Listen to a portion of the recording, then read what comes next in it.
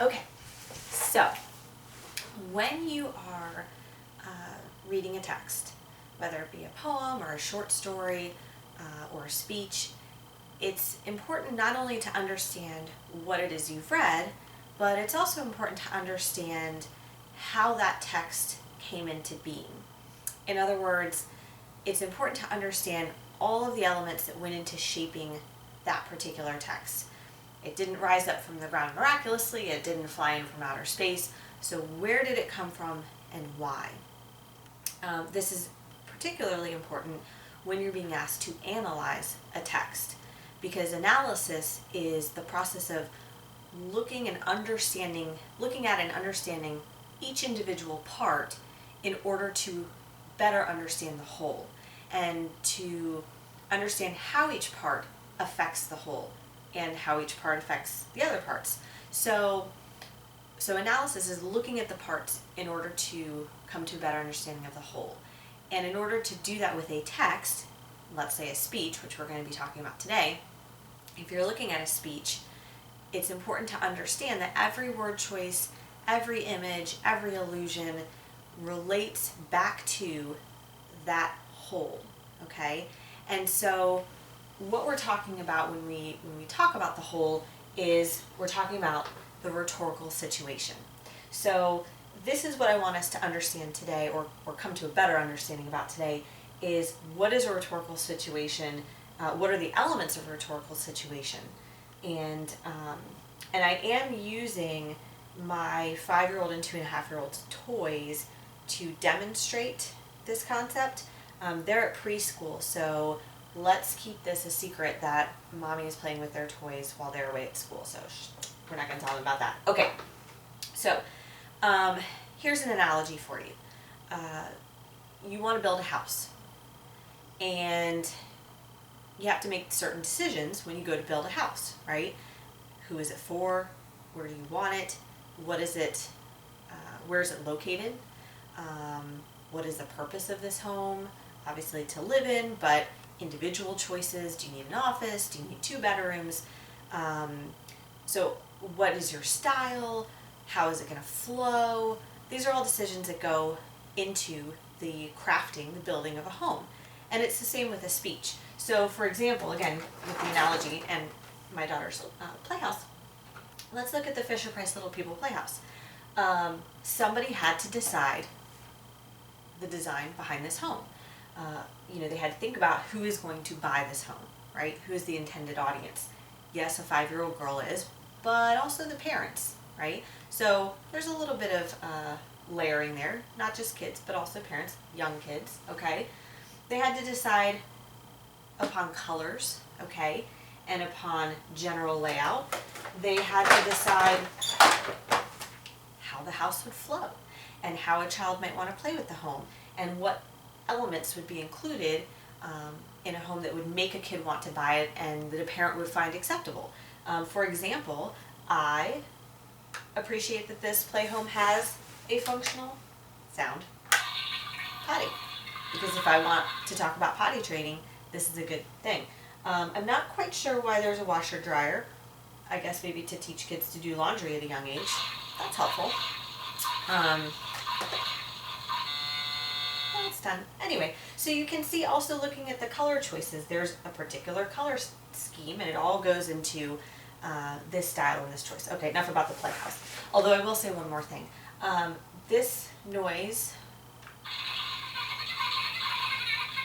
that is creepy. It's just creepy. Anyway, it's a really cute house. Okay. Alright, so that's about the house. So going back to the actual rhetorical situation of a speech. We're talking about crafting a speech. Who is it for? Where did it come from? Why is somebody giving the speech? Who is giving the speech? These are all choices and things to consider, okay? Alright, so we've come up with an acronym. I say we, I mean me. Alright, so the acronym to help us remember the elements of the rhetorical situation is MAPS CPS. Alright? Because in some ways we're trying to locate the situation, right? We're trying to kind of situate it in our minds. Like, what is it? Where did this speech come from, right?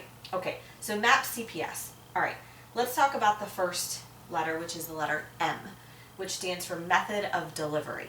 Okay? In other words, how was this speech delivered? Okay. Using more props. Okay. Here we have Leonardo da Vinci. All right. So Leonardo wants to give a speech.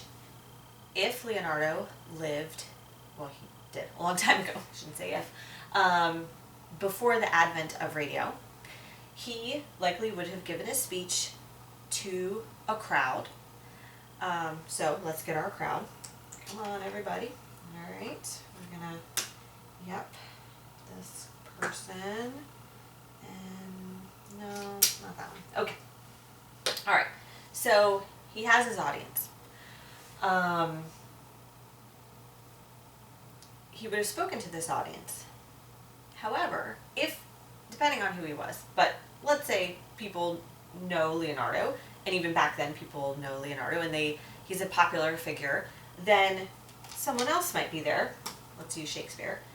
And Leonardo would likely give his written copy of the speech to Shakespeare to reprint and have it distributed to the masses, or however many people they could give it to. So knowing that, Leonardo would write his speech not only for the immediate or proximate audience, the people standing in front of him, but also for a wider remote audience who would read the speech rather than hear it. And when you're reading something as opposed to hearing it, those are different choices that you make in terms of language and writing and sentence structure, okay? So that would be something he would think about before writing his speech, or as he writes his speech. All right. Fast forward, we have the radio, okay? So again, Leonardo may be speaking to a proximate audience, people in front of him, but he would also know that his speech would maybe later be recorded and broadcast. A lot of times with radio speeches, such as FDR's fireside chats or Winston Churchill's speeches during the war, those leaders gave speeches on the radio, but not in front of a crowd. There was no immediate proximate audience. They knew that their speeches were being broadcast to a remote audience. So they knew that people would be all over the country, would hear the speech, but wouldn't see it delivered. And so that would shape the construct of the speech, the writing of the speech. Okay, fast forward a little bit more, and now we have TV. So again, you would have people in an audience, okay, but now you also have television cameras that are recording a speech.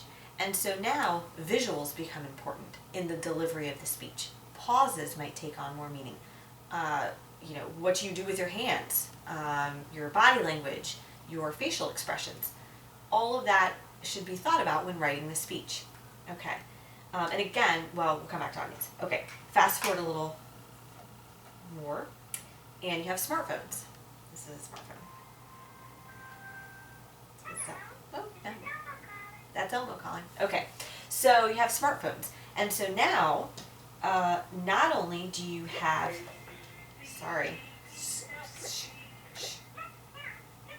let's not count to 7. No, okay.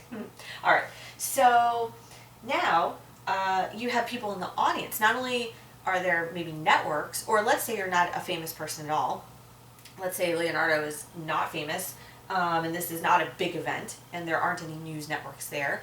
But now you have everyday people who can record a speech and transmit that to the world. So now when anyone writes a speech that they're giving in public, they need to consider the fact that it may be shared and broadcast all over the world.